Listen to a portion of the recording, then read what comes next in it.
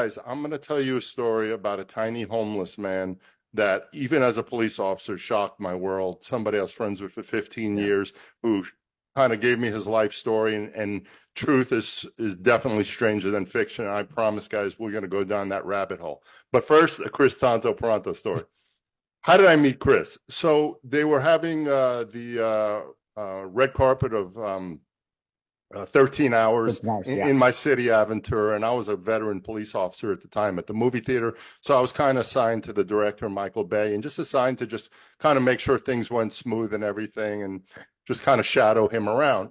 Some reason we were caught in a hallway right before the movie started. I'm caught in a hallway with a whole bunch of actors, and nothing against actors. And there's this pretty tall actor standing next to me, and then there's this ripped up little special forces looking actor, and I'm like, why does Hollywood always get these guys, a square jaw, black hair, kind of Rambo ripped up? Why don't they get like real, like bloated guys like me to be special forces? So I'm standing next to these two guys, and the lights are kind of out, and I'm monitoring my police radio, and I'm kind of watching. I'm trying to do my job, and you never know, there could be a crazy person. So there's also a lot of background noise, but I hear, hey, I think we could take him. I'm like, what the fuck? And the little guy next to me. So then he goes to his buddy. He goes, hey, I'm going to double leg him, get him down to the ground to take his gun. You jump on him. And if you think saying that to a cop is possibly disrespect, it's not. That is, if you speak from the world we come from, that is the ultimate respect. The guy saying, hey, you know what? I think I could kick your ass and take your gun. So I turned to the guy who I thought was like a pretty boy little actor, and it's Kris Tanto Paronto, and I shook his hand. And I believe the other dude you wanted to jump me was that Pablo dude. It was So Pablo. No, it was Pablo. I remember because it was a soft opening. It was in Miami. It was Michael Bay's hometown yeah, because we had to do a soft like a pre-opening because he wanted the at his home theater. I remember and there's pictures. Me and him are in the line, and he is huge. And when I said it, I knew you could. I mean, I was hoping you'd hear about it. I was like, dude, we can get this guy. Man. And I was yeah, trying to see what Pablo would do because Pablo was still being kind of he's trying to maintain his yeah, actor composure, and yeah, and I was trying to get him to lighten up, man. Come on, man, laugh. This is fucking fun. And so yeah, you man. were you were cool about it because Well, I that's could how have I done a knew. skit. I knew this isn't a fucking actor. This is a real guy standing next to me. He's joking around the way we joke around, and like in the police world. I'm not. Listen, guys, I was never in the military, and I was never, and I have the utmost respect for anyone who served in the military, especially Kris doing the Army Rangers and how difficult. But he was speaking my language. A dude's like, hey, I didn't take this motherfucker. I'm like, all right, let me stick my And hand I out. also feel like that's probably double as being a New Yorker, right? Because I feel like New Yeah. Yorkers, we just bust balls like no one Yeah, else. that and it's a way for men in men talk to say hello. Hey, I think I can kick your fucking ass. It's like, That's hey, like man. a man way to say hello. So I introduced myself, and then lo and behold, he was the perfect guy at that time in my life for me to speak to, because I just started working on this project about this homeless guy that I was friends with. And however you guys want to steer me into the story, I'll go into the story. But I got really lucky meeting Kris at that time, because Kris opened up the whole world of private military. Because I didn't have any military background or understanding, and Kris really opened up a lot of that world. And then I had access to him for the documentary, so you couldn't ask for a more perfect, better dude. And he probably could have kicked my ass. No, dude, you're cute. You're like No, Pablo. Dude. The only reason I said it is because have you seen the size of Pablo? I yeah, had it's a like big boy. a 6'4", 230-pound Yeah, muscular. It's like that. So I'm being a smart ass. I got a big dude right here.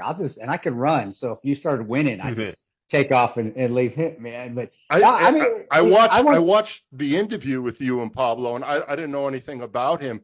What a regular, cool fucking dude he comes across. For those who He haven't is. watched Pablo on Battle Line podcast, guys, Podcast. check it out, because he's so smooth. He's such a regular He's dude. He's he's such just a and that was the thing is with him is and his mother, she's the nicest person in the world, such a sweetheart. I've never met his half brother leave. I yeah, don't know how that were their relation. I never really got into it, but he is, and that's the sad thing is when you get comments, oh, he's this left wing Hollywood.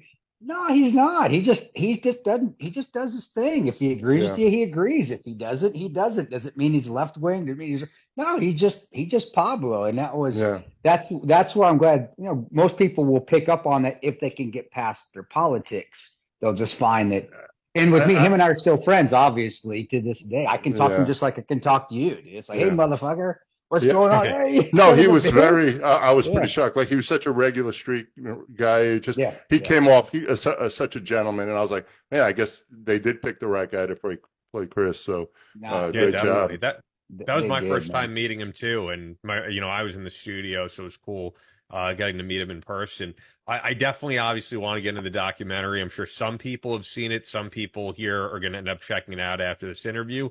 But actually, I think first it would just be cool to get into how did you get into police work? Yeah, yeah. Your story of moving from New York to the Miami area. I'd love to just get that backstory. So I was thinking about doing this podcast, and this is a special podcast for me because of Kris. And, I look up I to him and I appreciate it. appreciate everything he's done for me Thanks, at bro. this point. So I wanted to do two things. I wanted to give a little, I've done a whole bunch of podcasts. I wanted to make sure on this show I gave something that people have never heard before or bring something new to the table that, when I tell, I do have a little social media follow and say, hey guys, make sure you check out this podcast because Yeah. you're going to hear some shit I never mentioned before.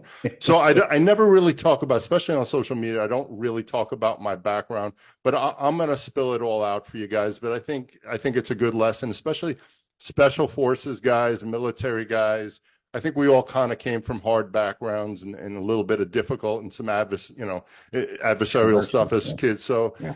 yeah, I grew up in Brooklyn. I came from basically a one parent household. My mom was working all the time. Nobody was watching me and my brother. Thank God I didn't find my brother forced me to play football. I ended up playing high school and college ball because otherwise I would have lost my mind. But when I was playing high school and college ball, I was playing college ball in Stony Brook in Long Island. I was working as a bouncer in all the nightclubs, and I kind of started picking up some bad habits. And I started, these were really rough places, and it was pretty violent. And I was starting to fall into a bad element, and some of the guys that I was working with were a and I had the self-awareness even at 21 years old to know you better change your friends, and you better change your environment, and you better because it's coming too easy for you. I don't know why at 21 I had that self-awareness that I kind of knew this was going in the wrong direction and I was getting into trouble. So I made the idea just to change everything and went down to Miami. It was actually after my first shoulder operation. I'm up to number 10 on shoulder operation. So it was there. Wow. I was going down to Miami to do a little physical rehab, but I also in the back of my mind was saying, man, I better do some changing in my life. So I went down there and I just never went back. I had a really bad experience in Miami with a police officer. I was behind a DUI. The guy was all over the road. I saw a cop on the side of the road eating a sandwich, and I pulled up next to him. I was like, bro, there's a DUI, and look, he's almost hitting these people and everything. And the guy basically just rolled up his window and told me to go fuck myself. So I Wow. just kind of thought in my mind, maybe I could do a better job. It's not something I ever thought about being a cop, but I just kind of thought maybe I could do a better job. And then I kind of thought that, I kind of had a rough upbringing. I kind of, understand people a little bit better. And I think as a police officer, you got to give people sometimes some breaks as opposed to always being by the Yeah. book, because once, especially for a young man, once you arrest that young man for whatever it is, and hopefully it's, you're encountering nothing too serious, you're putting that mark on them for the rest of their life where Yeah. they have to explain why do they have this arrest on there. And especially a lot of these guys who want to go into the military, things like that. So I kind of felt like that would make me a better police officer, that my background, that I made a shitload of mistakes, and I'm just trying to do a better job than some of the guys that I saw. So that's how I got into law enforcement. And I was a little bit of a troublemaker kid growing up.